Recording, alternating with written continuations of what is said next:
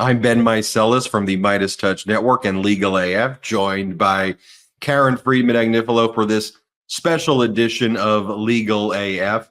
Trump on trial. As we stated, every single day we will be covering what to expect about the Manhattan District Attorney criminal trial against Donald Trump for the fraudulent business record entries by Donald Trump in connection with his 2016 election interference. Trial is scheduled for Monday, April 15th, when jury selection will commence. Every day, we will provide a summary of what to expect in that day. And Karen Friedman Agnifilo, who was the number 2 in the Manhattan District Attorney's Office, will be guiding us through the what to expect. And then at the end of the day, we will give a recap and where we are going. For now, as we approach trial, we'll be doing one a days where we're just going to be talking about the major developments, and some major developments indeed. Karen Friedman Agnifilo, since we last left off,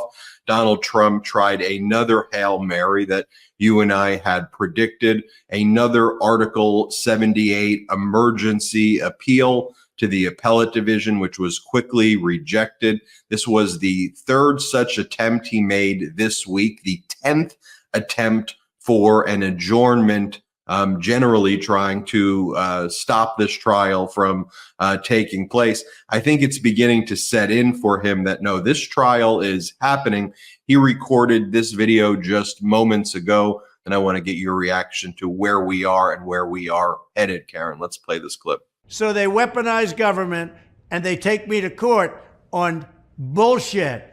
So that's what he's doing right now. He's literally making videos of himself cursing and posting videos of himself cursing on his social media platform. Karen, where are we? What do we expect? What's happening? I always wonder why I still find myself being shocked by this man.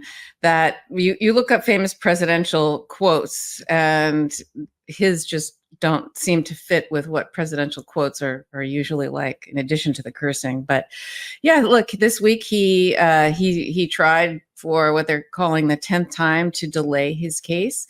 The interesting thing is courts aren't even necessarily calling out the substantive motions. They're calling out his attempt to delay. They're recognizing that these motions are being used as a tool to try and delay the case, as opposed to a tool to try to get them to rule on certain things, because he's making the same motions over and over again. He's repeating them, and to the point where they are almost bordering on frivolous at this point, because he's making motions that were already decided. But he appealed this week alone, just with days coming before his next trial. He went to what's called the Appellate Division First Department in New York, which is the intermediate court after the trial court and before our highest court, which is called the Court of Appeals. And he, for the third time, he has asked them to intervene and delay the case.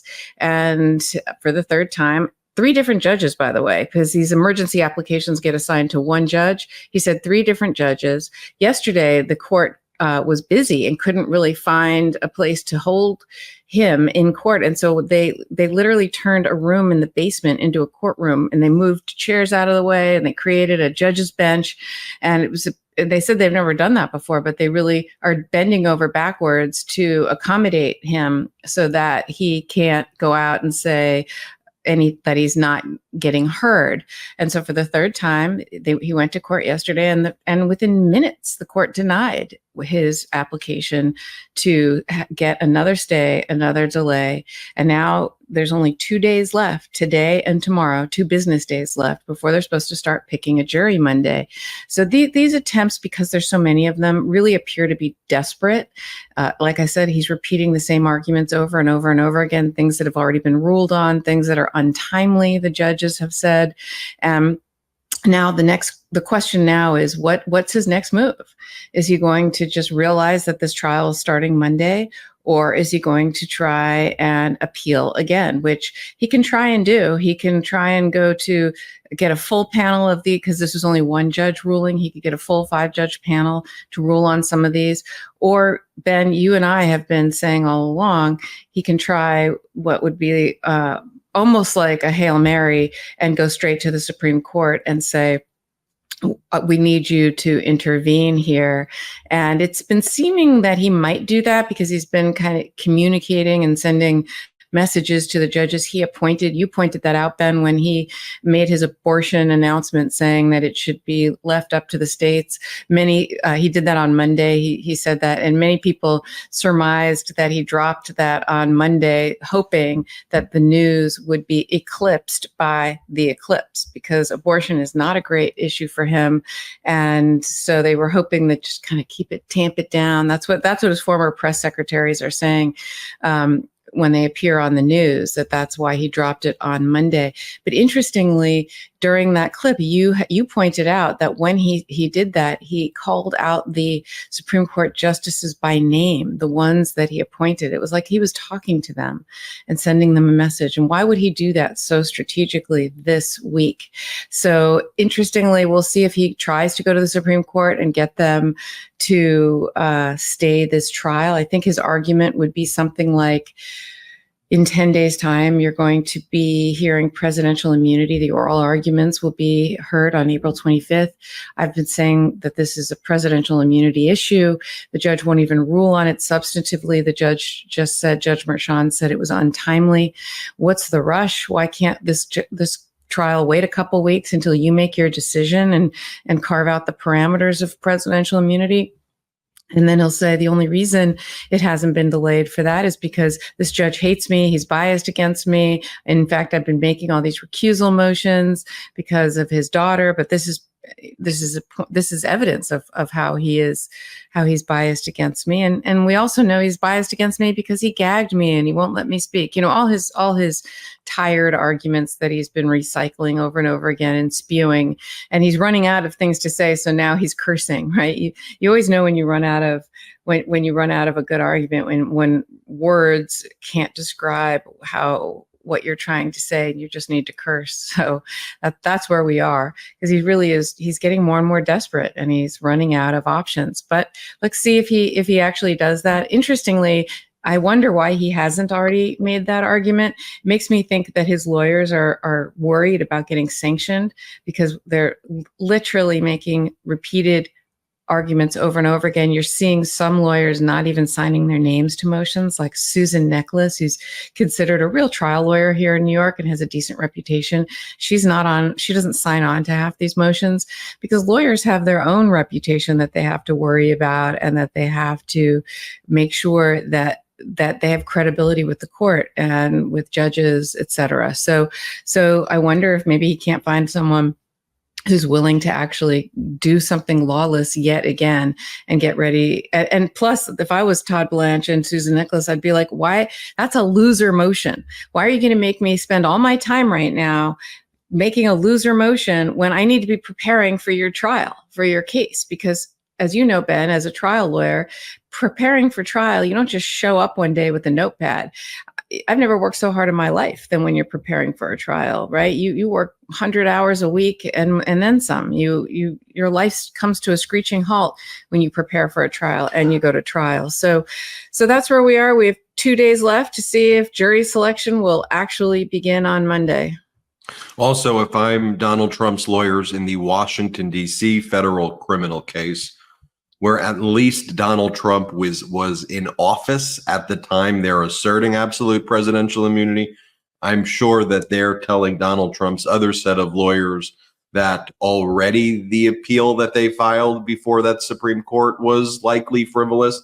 If you now try to assert absolute presidential immunity and combine and merge those arguments for conduct that predates when Trump was in office, you're more likely to lose on just kind of everything in general, and maybe even the losing would happen quicker when the Supreme Court would just say, you know what, we're just going to hear all of these things together and we'll reject it. In any event, what I want to talk about now, though, also is the players who are involved in this case, because you have great insight into the New York bar, who these people are. You've appeared many times before the judge, Justice Maran. And of course, for almost 30 years, you were in the Manhattan District Attorney Office. You led that office as the number 2 there and the acting district attorney at some points in time. So Let's first start with the trial lawyers who will be the ones actually trying the case for the Manhattan District Attorney's Office. Obviously, Alvin Bragg is the district attorney, but that doesn't mean he's the one who's actually going to be doing the trial itself. So who's the trial team there? Let's then talk about Justice Merchan, what you know about him. And then finally, let's talk about Trump's lawyers, Todd Blanc and Susan Necklace, and what you hear about them by reputation and what you know about them. But let's start off with who's actually trying this case, and what's their background, qualifications, experience, wins for the district attorney's office. So they assembled a team of lawyers, and it's an excellent team. So Chris Conroy is probably the person who's been on the case the longest. He is a long-term white-collar prosecutor, and I've known him for many, many years. Really good guy. And he's been the one overseeing and helping build all the Trump cases. And he's a good trial lawyer for sure. And he's on the case. But the case, I think, is being the lead trial lawyers are two individuals, Susan Hoffinger and Josh Steinglass. Susan Hoffinger is currently the head of all the white collar investigation division in the office. And she's also an executive, which means she's part of Alvin Bragg's executive team. I've never worked directly with her. Although she started in the DA's office years ago, she left and then became a criminal defense attorney, where she was known as one of the really excellent, mostly white collar, but also violent crime criminal defense attorneys for many years. And she and her family, her sister's also a lawyer, father was also a very well-known trial lawyer. And she's just known as a straight shooter. It's funny because in adversarial systems, sometimes prosecutors and defense attorneys don't really like each other, but nobody would say anything negative about her. She's just one of those really excellent lawyers who's above board, ethical, and a really good trial lawyer. Alvin Bragg was smart to bring her in as his executive and head of the investigation division. She's one of the lead lawyers, and she tried the case against the Trump organization in November 2022, where they got, I think it was 17 count conviction for tax fraud. She was one of the trial lawyers there. So she has a great reputation. She's a great trial lawyer. It's excellent choice. She knows obviously the players since she did the Trump organization. She knows the structure, et cetera. And then you've got Josh Steinglass, which was really smart of them to put him on the case. He's one of the thoroughbred racehorses, I would call him, at the Manhattan DA's office. They are the senior trial counsel. That's the most prestigious title in the office. I actually never achieved that title. I would have loved to have. It means you're the best of the best trial lawyers. And he's tried the biggest cases in the office. And I can't think of a case he didn't win. There was a big case in the office involving the Proud Boys, and it was a multi-defendant case. It was a violent crime case. He prosecuted that successfully years ago. He also was part of the team, along with Susan Hoffinger, that tried the Trump organization. So he's the real kind of legit trial lawyer on the team, and so he's also one of the lead lawyers. And then you've got Matt Colangelo, who I've never worked with. I've never even met him. And if I have, I don't recall.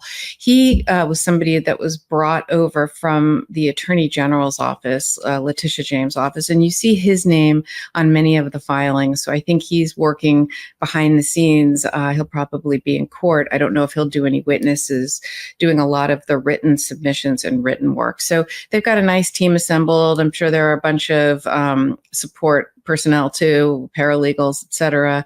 A case like this is going to require quite a large team, but they put the A team together on this case for sure. Moving now to the judge, Judge Juan Merchan started in the Manhattan DA's office in 1994. I didn't know him back then. he was in a different group than I was, because when you start in what's called a rookie class at the Manhattan DA's office.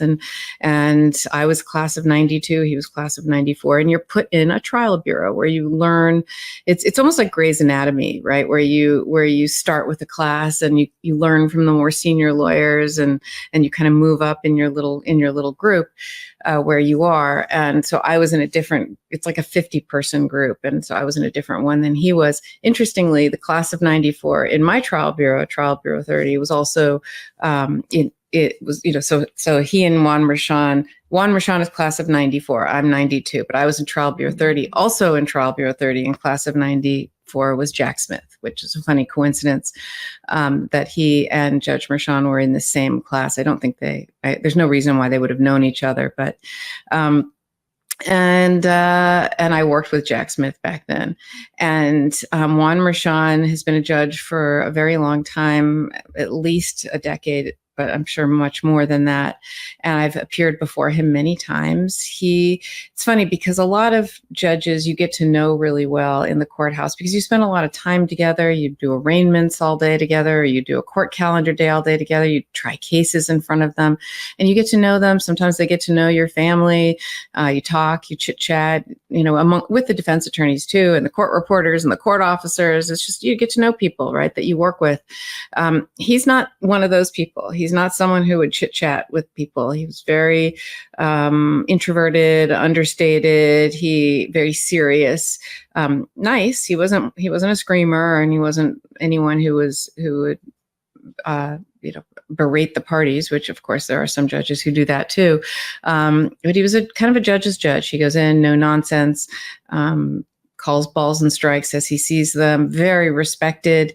He's not considered a people's judge or a defense judge. He's not left-leaning or right-leaning. He's very much, he has no problem interpreting the law and applying the facts to the law, and calling it like he sees it, and without fear or favor. I mean, so he's kind of a judge's judge, and very even temperament, but also at the same time, not afraid to control his courtroom. And he will do that. You'll see that you'll see that at this trial. He will, the third rail for him will be the jury. He will not allow anything to get to the jury that is inappropriate, inadmissible, irrelevant. He's going to protect his record so that the case doesn't get reversed because there's inadmissible or reversible error in his record. So he's going to protect the record and protect the jury from that, make sure that they only hear the evidence that he has ruled should come in. And that's where you're going to see him really get animated, I think, and control the courtroom. I think he'll let Donald Trump, he'll give him some leeway in terms of his stepping on the line, the gag order line that the judge has drawn for him. Just last night, Ben, Donald Trump was posting really vitriolic, nasty things about Stephanie Clifford, who's a witness in the upcoming case against him. This gag order specifically prohibits that. So it's clear that he's violated it there. He's violated it at least 3 times, reposting clips of people who are talking bad about Judge Merchan's daughter. There are many people who are wondering, why hasn't the DA's office brought a motion to have him violated? Why hasn't Judge Merchan done something about it? I think Judge Merchan is keenly aware that he's being baited, that Donald Trump is trying to bait him into doing something so that Donald Trump can then say, see, he's biased against me. Look what he did. Everybody, you have to stop this. So they're kind of letting him step on that line a little bit, and hoping that he just get the trial started, keep your eye on the ball, and don't create anything that allows delay. So he's a very reasonable, really good judge, I think, for this case. And then the defense attorneys, you've got a team of defense attorneys. It's looking like Todd Blanc and Susan Nicholas are the 2 lead lawyers in the case. I have never worked with either one of them. I know that Susan Nicholas is a well-known criminal defense attorney in New York and very well respected. She's been a criminal defense attorney who will represent defendants, and she does her job really, really, really well. She's kind of the opposite of Alina Habba. She's a real serious lawyer. It was smart of him to actually keep her. And, interestingly, like I said before, she doesn't sign her name to some of these frivolous lawsuits or motions that are brought. She will, you'll notice her name is absent from there, and you wonder why, right? It's because she's a real lawyer. She's not going to put her name to something that's unlawful just because her client wants her to. And then you've got Todd Blanc. Also, I've never worked with him either. I believe he was the defense attorney, correct me if I'm wrong, who represented Paul Manafort, who, when the Manhattan DA's office tried to bring a case against Paul Manafort, that case was actually reversed by the appellate division, claiming double jeopardy because Paul Manafort, if you remember, was prosecuted federally and then pardoned by Trump. And so they're saying that pardon actually covered the content of what the Manhattan DA's office charged. I believe that was Todd Blanc. And so he's a longtime Trump team lawyer, and he's also a real lawyer with a good reputation. Yep, that was Todd Blanc, and wanted to give everybody the context on who the players are, so that as you start hearing these names, when other media networks start talking about them, they don't really explain who these people are. You just start hearing a bunch of names being kind of jumbled together, and it's important, I think, to know the backgrounds of these people and who's going to be, at the center stage of this case. Karen, any final words as we head off on this Thursday edition of Trump on Criminal Trial? I think everybody's just waiting to see what's his next move, because he's getting more and more desperate through his words, his actions. And so I think there's going to be a lot to talk about today and tomorrow leading up to the weekend. So everybody, please make sure you're subscribed to this YouTube channel. Every single day now, Karen Friedman Agnifilo and I will be breaking down what to expect at the criminal trial. When the criminal trial starts, Karen and I will be doing this twice a day, once in the morning leading up to the proceedings, and then once in the afternoon to recap what took place. We're going to keep you involved and educated every step of this process in an unprecedented way, like has never existed before anywhere else, that only Midas Touch Network, Legal AF, and Karen Friedman Agnifilo can do. So thank you for watching. Hit subscribe. And if you have any specific questions that you maybe want us to answer on tomorrow's edition, you could put that in the comments, and we'll try to pick some of the questions to answer some of those as well. Thanks for watching. Have a good time following this news. And this is Ben Meiselas and Karen Friedman signing out on Trump on Trial. Thanks for watching. Real quick, Meta just changed their algorithm to suppress political content. Please follow our Instagram at Midas Touch right now as we head towards 400,000 followers so you don't miss a beat.